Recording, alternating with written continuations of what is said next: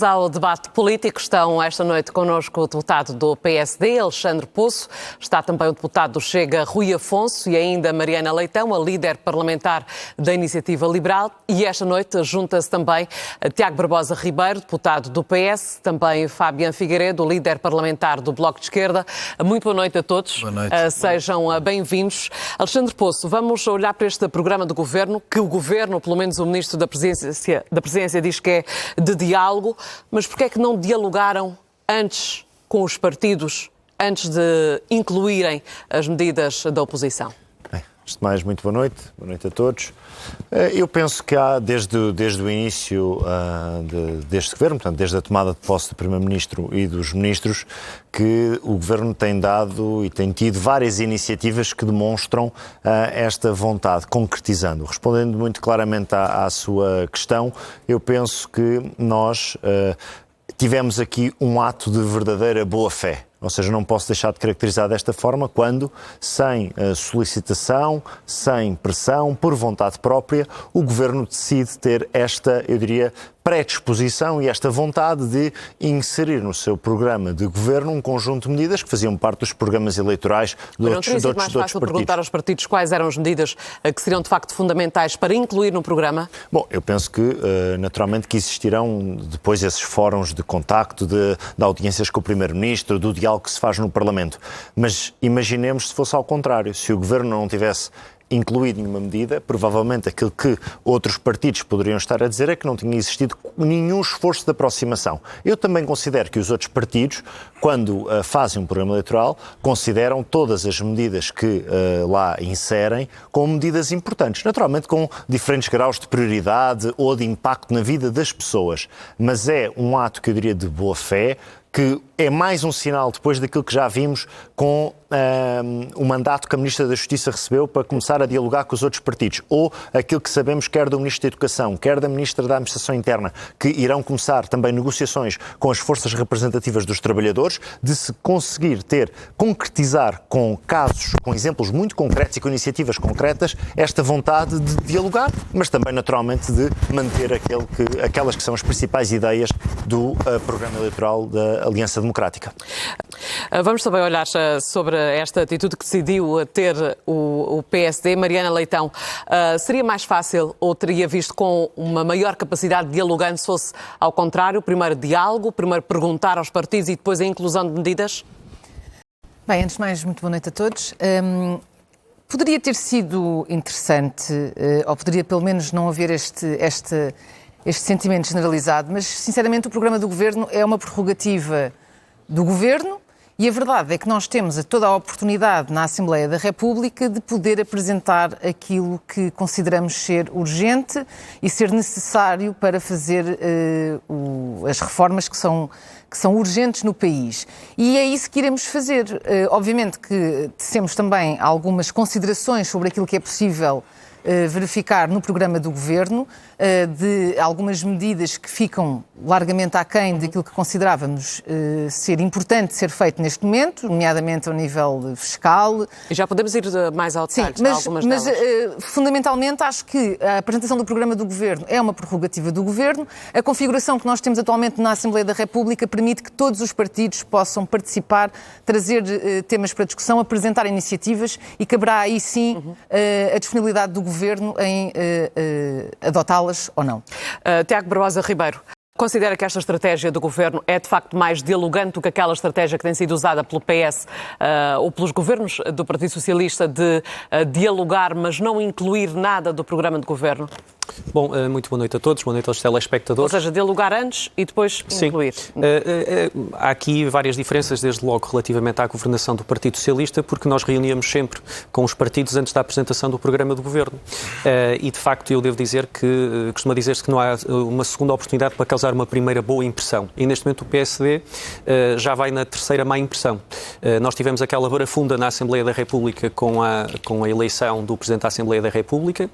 Tivemos, em segundo lugar, uma tomada de posse em que Luís Montenegro fez um discurso, enfim, quase estilo de comício contra o Partido Socialista, e agora temos a apresentação de um programa de governo com um conjunto de uma espécie de sortido de 60 medidas que foram, enfim, repescadas dos diferentes programas, mas sem qualquer tipo de diálogo. Agora o Partido Socialista com 3 dezenas de propostas que foram referidas. As diferenças substantivas que nós temos relativamente a este programa, e certamente poderemos debatê-las, não estão nestas medidas que foram aqui incluídas, nem que foram apresentadas. São medidas relativamente ao Serviço Nacional de Saúde, relativamente à agenda do trabalho digno, que o PS agora diz que quer revisitar, e gostávamos de perceber exatamente o que é que isso significa, relativamente ao corte de IRC, que representa, em termos estruturais, em termos de milhões de euros, estamos a falar de 7 vezes o programa de creche, estamos a falar da totalidade de aumento de pensões anual, e, portanto, estas são diferenças substantivas e, certamente, que representam aquilo que o PSD disse, queria acabar com as políticas socialistas no país, certamente não conta com o apoio do Partido Socialista para isso. Rui Afonso, Chega já vê capacidade de diálogo neste governo? Boa noite, Ana Sofia, boa noite a todos os meus colegas de painel, boa noite a todos os telespectadores que não vê lá em casa. Não, até ao momento ainda não houve qualquer diálogo. Quer dizer, mesmo com a inclusão de medidas do Chega no programa de governo? Repare, isto conforme digo, isto é uma manta de retalhos, que são 60 medidas. Eu até gostava de perceber qual era o critério para terem escolhido 32 medidas do PS, 13 do Chega, 6 da IEL, 3 do LIVRE, 3 do Bloco de Esquerda, 2 do PAN e 1 do PCP. E porquê é que não consultaram os partidos? Foi a representação parlamentar? Possivelmente, o PS tem aqui 50%, o Chega tem 20%, a IEL tem 10%, o LIVRE e o BE têm aqui 5% cada um, o PAN tem 3% e o PCP tem 1,5%. Não será por aí, porque o PAN tem menos deputados que o PCP. Mas a questão aqui é perguntar de onde é que isto surgiu, porque isto é uma autêntica manta de retalhos, é uma sarrabulhada de medidas que foram tiradas a bolso de programas eleitorais, que ninguém percebe onde é que eles foram chegar e porque é que escolheram estas medidas. Portanto, dizer que isto foi um programa de governo construído com base no diálogo, mas no diálogo com quem? Só se for entre eles, porque connosco eles não falaram. Mas não do governo de acolher de imediato essas medidas? Não, repara, eu não vejo aqui nenhuma... As medidas que foram escolhidas dos programas eleitorais poderiam ter tido, enfim, uma audiência prévia dos partidos que os elaboraram, para ao menos perceber qual era a prioridade que poderiam dar a determinadas medidas e a sua implementação. Mas eu depois também fico um pouco, perplexo, porque ninguém está a perguntar e vê-se um programa de governo com um determinado número de medidas, mas depois não se vê medidas que financiem este programa de governo. Ou seja, eu não consigo perceber aqui onde é que estão implementadas as medidas para poder financiar estas medidas que foram apresentadas neste programa de governo. É tudo muito abstrato. Fala-se muito em promover, tentar, e acho que não é por aí que deveria ser um programa de governo. Acho que um programa de governo, sendo da AD, deveria seguir a regra do programa eleitoral da AD, que segue também, mas não era necessário estar a apostar também, quer dizer, nos outros partidos. Isto são esmolas que nos estão a dar. Qual é o intuito? Apenas só pelo facto de ser um governo minoritário e realmente procurar aqui um consenso. Mas, quer dizer, procurar um consenso depois de ter apresentado um programa sem ter perguntado aos partidos, que são, no fundo, os responsáveis pelas medidas. Não, aquilo que vocês deviam ter feito era ter procurado ter uma audiência prévia com os partidos realmente que são os autores das medidas, e perguntarem aos partidos quais eram as medidas que gostariam de ver implementadas. E isso sim, seria um programa de governo de consenso. Neste momento não é um programa de governo de consenso. É um programa de governo que inclui 60 medidas que foram buscar aos programas eleitorais. Não poderia ser nunca de consenso. Diga-me uma coisa. A base é o programa da Aliança Democrática. E depois houve uma tentativa de, em algumas áreas, conseguir introduzir no programa de governo medidas. Já lá vou à parte do diálogo. Houve um esforço sincero, de boa fé, de inserir medidas que outros partidos também tinham apresentado para a campanha eleitoral. Ora, se os próprios partidos não desvalorizam o seu programa eleitoral, naturalmente que podem, neste esforço que foi feito, verificar que há aqui uma iniciativa de começar a demonstrar que se quer governar, avançar com a iniciativa própria, avançar com o programa que foi a votos, que foi o programa do PSD-CDS, mas também de demonstrar à oposição que em matérias que possamos chegar a acordo no futuro, elas terão espaço na área, na governação e que resultarão naturalmente daquele que é o diálogo que acontece no Parlamento. Por exemplo, há outras medidas. Não acha que a iniciativa deveria começar por dialogar? Eu vou aqui então dar um exemplo muito concreto. O Rui Afonso é deputado do Partido Chega, já está no Parlamento na anterior legislatura, não começa funções agora. Eu sei que o Partido Chega votou, por exemplo, algumas medidas de igual forma que o PSD votou no que diz respeito, por exemplo, ao pacote Mais Habitação. E, portanto, há um conjunto de compromissos noutras áreas, não apenas nestas 60 que temos estado aqui a discutir, mas que também demonstram que poderá haver geometrias diferentes e formas diferentes dos partidos se sinalizar. Eu vou dar um caso concreto. O Partido Chega estará contra que se baixe o IVA da construção. O Partido Chega estará contra que se baixe até ao 8º escalão o IRS da classe média. O Partido Chega estará contra que se isente de IMT, de imposto de selo, a compra da primeira casa. Estará contra que se crie um programa de apoio à compra da primeira casa por parte de jovens. A pergunta estará contra que se dialogaram connosco? Não, mas... Falaram connosco? Falaram com a Iniciativa Liberal. Rui, mas o Rui, mais uma vez, eu tenho de usar aqui também um pouco daquela que é a sua experiência, a nossa experiência já enquanto deputados. Os partidos, por exemplo, quando o grupo parlamentar do PSD decide votar a favor de outras propostas de outros partidos, não telefona ou não marca reuniões com todos os partidos para dizer que irá votar a favor ou contra. O programa de governo é um programa responsabilidade do governo, o primeiro documento do governo. Ou quer dizer, quando votarem a favor de uma proposta do Bloco de Esquerda, o Rui irá telefonar ao Fabian Figueiredo a dizer, bom, primeiro temos de... Isto é um documento estratégico do governo para os próximos... É um documento estratégico da responsabilidade do governo. Se querem um consenso, tinham de dialogar connosco, Alexandre. O pilar foi o programa da Aliança Democrática e que se procurou, em algumas áreas, integrar propostas de outros partidos, compagináveis, naturalmente, com aquela que é uma visão geral do programa com os principais objetivos. Como, por exemplo, 3 propostas do Bloco de Esquerda, Fabian Figueiredo, que não evitam que seja apresentada a moção de rejeição. Já tinha sido proposta uma pelo PCP, porque uma própria? Muito boa noite, cumprimentar o painel. A AD fez o número de assessoria de imprensa, como se deu para ver, foi para isso que fez esta apresentação e disse que foi buscar 60 propostas aos programas dos restantes partidos. Fez mal? Mas o que importa é a estrutura do programa de governo. Fez mal ir integrar essas propostas? A AD tomou as opções que quis tomar na apresentação do programa de governo. Mas na sua opinião, e que seguem, na minha opinião, como eu estava a tentar explicitar, segue o grosso daquelas que são as bandeiras da Aliança Democrática e queria sublinhar. Nem podia ser de outra forma, naturalmente.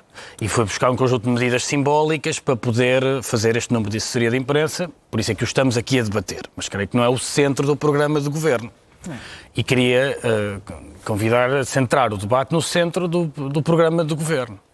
Por exemplo, eu tenho sérias dúvidas que os membros do Conselho de Administração da EDP, da Galp ou da Banca Privada estejam... Mas responda à minha pergunta. Porquê apresentar uma moção de rejeição própria, além daquela que vai ser apresentada pelo PCP? Porque o Bloco fará a sua leitura própria e fez a sua leitura própria do programa da AD. Era isso que eu estava a tentar explicitar e amanhã de manhã daremos entrada com a moção de rejeição, onde sumariamos a nossa divergência, abrindo também o espaço àquilo que nós entendemos que devia ser o programa do governo e das respostas que o país precisa. Portanto, é natural que o Bloco de Esquerda, no quadro da sua autonomia, da sua leitura própria, apresente a sua própria moção de rejeição. Não é, por exemplo, mais uma forma de testar o Partido Socialista, o posicionamento do Partido Socialista? A moção de rejeição enuncia as razões e a forma como o Bloco de Esquerda olha para o programa de governo e cabe a cada um dos partidos, de acordo com o seu posicionamento, votá-la. É isto, não é para testar ninguém, é para enunciar as propostas e a forma como o Bloco de Esquerda olha para o programa de governo e porque é que a ele se lhe opõe. E era isso que eu estava a tentar explicitar. O que eu estava a tentar dizer é que no Conselho de Administração da EDP, da Galp, da Banca Privada, hoje não devem estar a ver CNN com a certeza, devem estar a festejar este programa de governo, porque baixa-lhes substancialmente os impostos, de 2 formas. No caso da EDP, não só baixa o IRC, é uma irresponsabilidade, como soubemos também que a tarifa social de energia que era suportada pelas elétricas vai passar a ser suportada pelo Orçamento Geral do Estado. Isso é errado. Mas a mesma coisa em relação à derrama estadual e municipal, que são impostos que incidem sobre as grandes empresas. No caso, a derrama municipal ainda é mais grave, porque o que o Governo da AD propõe é que uma fonte de financiamento para as autarquias passe a ser suportada por todos os contribuintes em vez de ser cobrado um imposto justo às empresas mais lucrativas. Portanto, o que nós sabemos deste programa da AD é que teremos um país mais desigual. Que já pagam, como o Fabian provavelmente saberá, que já pagam contribuições extraordinárias, nomeadamente os dois setores que referiu, o setor da energia, o setor da banca, já pagam contribuições extraordinárias. Para nós enquadrarmos só também a discussão. Para nós enquadrarmos... A posição será sempre diferente. A posição claro que é diferente, porque nós achamos mas também que a importa prioridade do país não é... A prioridade do país, Alexandre, creio eu, se me permitir concluir, Força. não é concentrar despesa pública aliviando o esforço fiscal das maiores empresas do país. Repara o caso da EDP, que se tem escapado a pagar o imposto justo sobre a venda das barragens da EDP, o dinheiro que deve ao povo de Miranda, vê com este Orçamento de Estado uma poupança de milhões de euros porque o Governo acha que devem ser os contribuintes a suportar a tarifa social de energia em vez das elétricas, que tiveram lucros milionários. A mesma coisa em relação à banca. O que fica muito evidente, apesar de que este número da assessoria de imprensa que a AD fez não disfarça, é que se este programa for aplicado, teremos um país mais desigual. Mariana Leitão. Sim, bem, mais uma vez, esta moção de rejeição do Bloco de Esquerda e os argumentos que foram agora apresentados pelo Fabiano Figueiredo mostram bem aquilo que já é conhecido de todos nós, que é a aversão ao lucro que o Bloco de Esquerda tem, em que vem falar de baixar uma série de impostos que incidem sobre as empresas, como se isso fosse uma coisa altamente prejudicial, porque beneficia umas quantas grandes empresas. A verdade é que a maioria, a grandíssima, vastíssima maioria do tecido empresarial português são pequenas e médias empresas. E, portanto, é preciso terem atenção que, quando se está a reduzir impostos às empresas, alguns dos quais incidem diretamente sobre estas pequenas e médias empresas, estamos também a permitir que estas empresas possam desenvolver, possam ter mais lucros, com mais lucros permitirem mais empregos, melhores salários. E, portanto, há aqui uma questão fundamental, e eu falo concretamente em relação ao IRC, que é, e que nós até achamos que este programa do Governo fica aquém, porque faz uma descida progressiva até daqui a 3 anos para os 15%. E a verdade é que o IRC tem de ser competitivo e, portanto, tem de reduzir drasticamente para garantir que há investimento estrangeiro, investimento sem o qual o país não cresce, não se desenvolve e continuamos a prolongar no tempo os baixos salários, os empregos precários. E isso é que nós não queremos. Portanto, quando também às vezes nos atacam, e já várias vezes elementos do Chega têm esse tipo de abordagem, de que nós só queremos saber das empresas, não queremos saber dos trabalhadores, isso é factualmente mentira. É factualmente mentira. Porque a verdade é que, ao conseguirmos baixar impostos para as empresas e permitindo que haja mais investimento privado, que haja mais investimento estrangeiro, estamos efetivamente, em última instância, a beneficiar as pessoas que trabalham nessas empresas, a criar maior competitividade no próprio mercado de trabalho, o que vai, obviamente, aumentar os salários. E essa é a grande questão. E, portanto, esta aversão ao lucro que partidos como o Bloco de Esquerda e o próprio PCP, não está aqui, mas partilha da mesma concepção, é exatamente aquilo que continua a manter o país atrasado e nesta dinâmica de baixos salários. Se me permite, nós temos aversão à desigualdade. É isso que nós temos aversão. E o problema da desigualdade não se resolve baixando os impostos à EDP, que é das maiores beneficiárias com a redução de IRC. Não são as pequenas e médias empresas, como sabe. Nós sabemos que 43% da receita de IRC provém de 0,2% das empresas do país. Por isso é que no PSI 20 as empresas milionárias estão certamente muito felizes com a proposta que o Governo hoje apresentou. Quem tem uma pequena e média empresa beneficia muito pouco ou quase nada do grosso das medidas que a AD tem em matéria fiscal. Não foram para elas que foram desenhadas. Nós sabemos, todos aqui, que mais de 99% das empresas portuguesas são pequenas empresas. Não pagam IRC. Certo? Só 40% das empresas é que pagam IRC. Quando nós falamos da redução de IRC, é bom que quem nos ouve lá em casa saiba, estamos a falar da Galp, estamos a falar da EDP, estamos a falar da banca. São estes os setores que lucraram milhões de euros com as crises recentes que devem merecer o alívio fiscal? Achamos errado. Devemos ir por outro lado. Reduzir o IVA das telecomunicações, reduzir o IVA da energia, garantir que o IRS é mais justo, é mais progressivo. É por aí que se deve fazer a reforma fiscal. E o que garante melhores salários são regras no mercado de trabalho justas, que era outro tema interessante. O que o programa do Governo prevê é continuar uma política errada que puxa os salários para baixo. Então vamos olhar também para... Não, é para baixo. Mas acho que objetivamente. o problema... Deixa-me Mariana, se me permite só dizer uma frase. Eu falava, não interrompi, só uma frase. As propostas no mercado laboral deterioram a contratação coletiva e todos os instrumentos que os trabalhadores têm para negociar melhores salários. Só para dizer que a questão colocada relativamente ao IRC, além de não ser factual, que não beneficie, aliás, não é de todo factual, que não beneficie outras empresas além da EDP e do setor da banca, a verdade é que... mas há aqui uma questão muito importante que o Bloco de Esquerda ignora, que é a competitividade relativamente ao investimento estrangeiro. Como é que nós conseguimos ser competitivos na Europa se a maioria dos países tem IRC mais baixo que o nosso? Como? Como é que conseguimos atrair investimento estrangeiro para o país se mantivermos o IRC? Vamos avançar para um tema que também foi lançado por Fábio Figueiredo, a questão dos salários. Vamos olhar para o IRS. Alexandre Poço, porque é que afinal neste programa de governo não está calendarizadas as metas para a redução do IRS, tal como estava no programa da AD? Não, há uma calendarização daquele que são os objetivos de salário, e obviamente também relacionados com aquela que é a fiscalidade, e pretende-se que...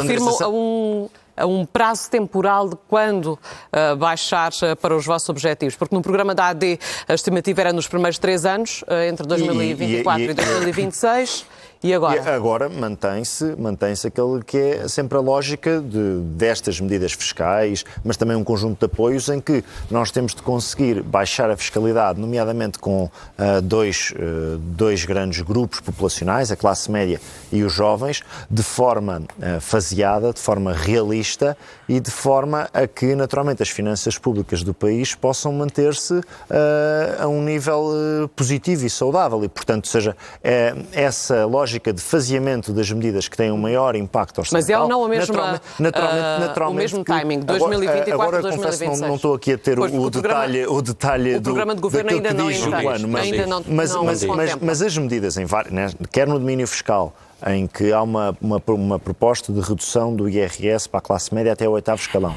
seja com a criação de um novo regime de IRS jovem com uma taxa máxima de 15% até aos 35 anos, também excluindo o último escalão, visam sempre ter um princípio que eu diria que é um princípio realista, de nós sabermos o ponto, eu diria, ainda elevado da dívida pública portuguesa. Nós sabemos aquilo que os portugueses pagaram no passado por opções irrealistas do ponto de vista financeiro e, portanto, eu diria que há sempre um realismo que está subjacente e que é a base de todas estas medidas, seja na área fiscal, seja na área de valorização de carreiras da administração pública. Porquê é que ainda não está contemplado? Já deveria estar contemplada esta meta, o timing com que se deveria fazer a redução do IRS, já no programa do Governo? Sim, parece-nos que sim, e parece-nos que isso não acontece por um problema de base para o qual o Partido Socialista alertou ainda durante a campanha eleitoral, que é aquele documento de pensamento mágico, que é o cenário macroeconómico que a AD apresentou durante a campanha eleitoral. Nós alertamos que esse cenário macroeconómico era um cenário macroeconómico completamente desligado da realidade. Aliás, esse cenário macroeconómico desaparece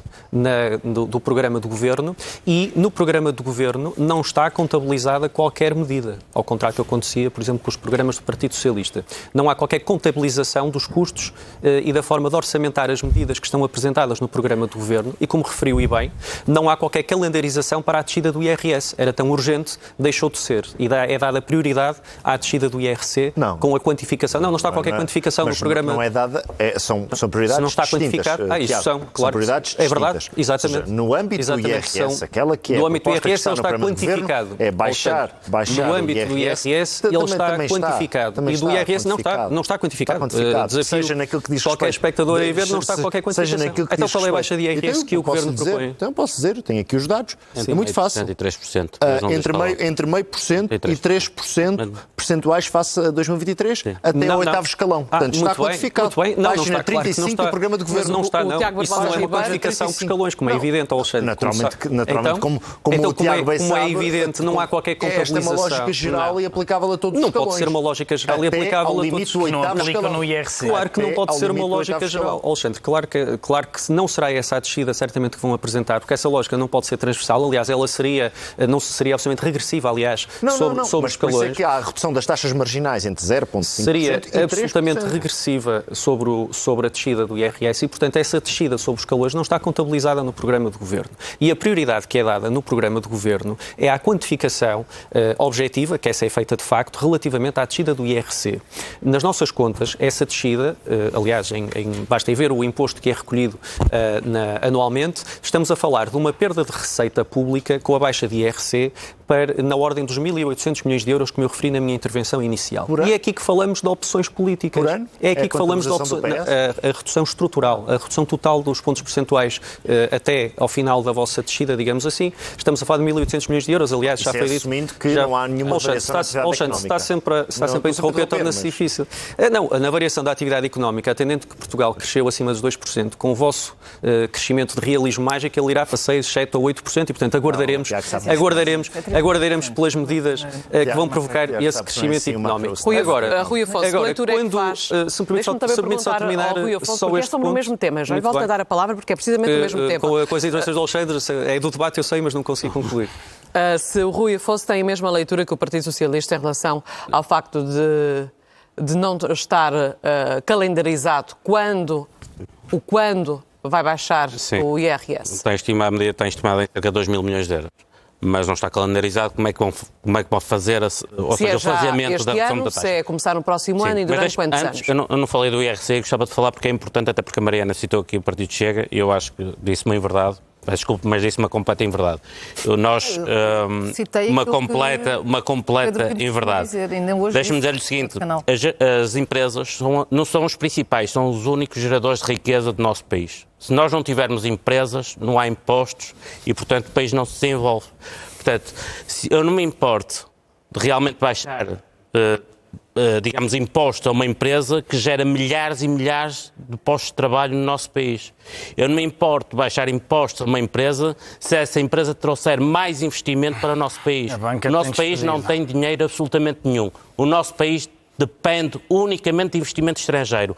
E as empresas estrangeiras, as multinacionais estrangeiras só vêm para cá com duas condições: estabilidade fiscal e competitividade fiscal. Sem isso, não é possível que elas venham para cá, que elas geram empresa, ou seja, geram empregos e que com esses empregos possam haver realmente mais receita em termos de fiscais. Relativamente ao IRS, a questão do IRS é uma questão muito peculiar e é preciso termos muito cuidado na forma como fazemos esta abordagem. Mas ficou não preocupado por não estar Fiquei preocupado sobre porque não está faseada a redução. E a redução vai depender muito também de dois fatores. Quanto a nós, da produtividade, ou seja, do crescimento económico e também da inflação. E é por isso que eles também, se calhar, o PSD, digo eu, a AD, não quis assumir um plano, uma calendarização sobre essa matéria. Sexta-feira vamos estar no Parlamento a debater. Agora, 2 mil milhões de euros é o custo estimado para esta medida. Eu não percebo, e aqui o que me preocupa mais, e uma vez que nós foi tão atacado na forma como financiam as medidas, é aqui que eu não consigo perceber como é que o PSD vai financiar estas medidas. Para 2025 estamos a falar de 3,5 mil milhões de euros. O excedente em 2023 foi de 4,3 mil milhões de euros. As vossas medidas, as principais medidas, representam à volta de 7,5 mil milhões de euros. E eu gostava de perceber, sinceramente, e é isso que eu gostava de perceber. Gostava que vocês nos dissessem de uma vez por todas onde é que vocês vão buscar o dinheiro. Porque eu não consegui perceber, e li o vosso programa de fio a pavio, e eu não consegui perceber onde é que vocês vão ter as medidas necessárias realmente para dar o crescimento económico tão necessário para realmente gerar esta receita, quer em termos contributivos ou em termos fiscais. Você não percebeu porque as contas não estão feitas, as contas não vêm lá. Mas é triste porque realmente sempre nos atacaram com isso, sempre questionaram onde é que o Chega vai buscar dinheiro para financiar as medidas. E numa situação tão objetiva como esta, eu ouvi hoje um deputado do Chega hoje Pedro Frazão dizer que o Chega sentia-se copiado no seu programa nas medidas porque existem muitas medidas que são nossas. Existem muitas medidas, nomeadamente as medidas fiscais. Este programa de as governo medidas é só para 2024. Portanto, este não, até passa a legislatura. Até vai até 2030. Eu tenho aqui aumento de salário médio para 1.750 euros até 2030. Duas questões. O Rui Afonso disse que eu tinha dito uma inverdade e depois disse exatamente aquilo que eu tinha acabado de dizer. Disse que se preocupava e depois, mais em relação à citação, se for hoje ouvir, é outro canal, mas foi hoje mesmo o líder parlamentar do Chega, o Alexandre estava nesse debate, a dizer exatamente estas palavras. A Iniciativa Liberal só se preocupa com as empresas, não se preocupa com os trabalhadores. Falou do Chega. E, portanto, não, falou da Iniciativa Liberal. Não falou da Iniciativa Liberal. E, portanto, não, a Mariana para mim. Sim, eu estou a falar falou do Chega, não falou da Iniciativa Liberal. Feito, exatamente para frisar que a nossa preocupação é, obviamente, também os trabalhadores. E nós também, em relação obviamente. Ao salário médio, à questão do IRS, é óbvio que há aqui uma série de valores que não constam do programa do Governo. O Conselho de Finanças Públicas fez esse alerta para ver uma coisa é importante percebermos quais são, mas há aqui algumas questões que são importantes e que nós conseguimos desde já aferir e obviamente que temos como base de algumas destas conclusões o próprio cenário macroeconómico que foi apresentado pelo PSD. E relativamente ao salário médio, a proposta, ou pelo menos o que consta no programa do Governo, é que ele seja de 1.750 euros até em 2030. A verdade é que no cenário macroeconómico estamos a falar de uma inflação de 2% ao ano e de um crescimento económico de 3,5% ao ano, o que significa que, se formos a fazer as contas efetivamente, o salário médio pouco ou nada cresce até em 2030. E por isso, isto fica francamente aquém daquilo que nós consideramos ser fundamental, que é efetivamente que o salário médio cresça para que as pessoas deixem de se confrontar com esta realidade dos baixos salários e que, além de que ainda levam com a carga fiscal brutal que sobre elas incide e, portanto, temos aqui a classe média completamente asfixiada e cada vez mais pessoas em dificuldades e isso é que é preciso contrariar. E, mais uma vez, a questão de atrair este investimento estrangeiro também ajuda a promover soluções na questão do salário e do salário médio, nomeadamente, com essa competitividade que é fundamental que exista também no mercado de trabalho para que os salários possam subir. Tiago Barbosa Ribeiro. Sim, eu gostaria de colocar um tema, ou pelo menos reforçar um tema que referi na intervenção inicial, mas que preocupa muitíssimo o Partido Socialista. No programa do Governo é apresentada a ideia de revisitar a Agenda do Trabalho Digno, que foi aprovada há poucos meses e que tem sido um instrumento fundamental de combate à precariedade, um instrumento que foi aprovado na Assembleia da República, que foi amplamente dialogado com os parceiros sociais, quer a Agenda para o Trabalho Digno, quer o compromisso para a valorização dos salários. Portanto, com o Partido Socialista, o salário mínimo aumentou 62%, os rendimentos médios subiram 40%, a proposta da AD é que subam 22%. Relativamente à Agenda do Trabalho Digno, relativamente à Agenda do Trabalho Digno, é importante perceber o que é que significa esta revisitação. Porque esta revisitação, suspeito que significa exatamente aquilo que corresponde a uma visão muito liberalizadora e muito favorável a uma maior precarização das relações laborais. Porque a Agenda para o Trabalho Digno tem o combate ao trabalho injustificado, a proteção dos mais jovens no acesso ao primeiro emprego com o combate aos objetos de contratação a termo, o combate aos falsos recibos verdes, o reforço da ACT e, portanto, é importante perceber o que é que o PSD quer dizer com esta revisitação, porque suspeito que significa aquilo que o PSD foi fazendo ao longo dos últimos anos, que foi votar contra e combater todas as medidas de valorização dos trabalhadores e dos salários. Hoje em dia, o principal desafio que nós temos no mercado de trabalho é garantir que as pessoas conseguem ter uma remuneração ajustada àquele que é o custo de vida, mas também à capacidade de ficarem em Portugal, de continuar a contribuir para a nossa economia. E ainda ontem nós tivemos conhecimento, ontem ou anteontem, de um estudo que revela que, por exemplo, a maior parte dos jovens tem salários líquidos abaixo dos 1.000 euros. Penso que é cerca de 65%, ou passa aos 60%. E, portanto, naturalmente, alguma coisa está a falhar, e por isso é que se fala em se revisitar aquela que foi a legislação laboral laboral introduzida e modificada nos últimos anos. Mas não é pela legislação laboral que se mexe nos salários. Não, mas também é um fator muito importante para a competitividade da nossa economia. Ou seja, não podemos desligar. Ou seja, Alexandre, mas qual é a medida em concreto que foi aprovada no âmbito da Agenda para o Trabalho Digno que o PSD quer revogar ou revisitar? Revisitar, é isso mesmo. Revisitar é um eufemismo para mexer na legislação. Revisitar é fazer uma avaliação de quais é que são os impactos que esta agenda está a ter, nomeadamente neste desígnio, que eu penso que até é consensual, a todos nós conseguirmos ter empregos melhor remunerados em Portugal. Quando nós temos taxas de desemprego historicamente baixas, taxas de precariedade historicamente baixas e aumento dos salários. Mas atenção, nos jovens isso não é verdade. Continuamos a estar em top 3. Tem vindo a baixar. Os jovens são 23%. A questão é o ponto de partida. E em 2015? Os jovens têm 23% de desemprego. E em 2015? Eu não sei exatamente o que é que o PSD quer revisitar, mas a verdade é que... É uma boa, por isso é que eu coloquei a questão. O Partido Socialista nos trouxe foi a 23%. Não foi, não. Foi para metade, como sabe. Foi as jovens, foi um a cada 3 jovens imigrarem e um em cada 4 jovens está a estar desempregado. Mariana, como sabe, os salários são 1.000 euros para 65% dos jovens. Eu percebo que a Iniciativa Liberal seja uma espécie de bombeiro da AD nesta legislatura, mas de todo. Isto são exatamente as coisas que nós falámos durante muito tempo, inclusivamente na campanha eleitoral. É verdade. E os pergaminhos da Iniciativa Liberal na Assembleia da República relativamente a esta matéria são, basicamente, votar contra as medidas de proteção laboral e de aumento dos salários que o Partido Socialista tem vindo a propor. E, portanto, esse foi o contributo da Iniciativa Liberal na especialidade da Agenda do Trabalho Digno, que eu acompanhei diretamente. Relativamente àquilo que são os dados do desemprego, ou do emprego se quisermos, e da valorização dos salários, nós podemos dar as voltas que quisermos. O ponto de partida que o Partido Socialista encontrou em 2015 era um ponto de partida incomparavelmente pior e é inequívoco que o salário mínimo aumentou 62% com a governação do Partido Socialista e os rendimentos médios aumentaram 42%. Isto é um facto indesmentível. Portanto, não é factual.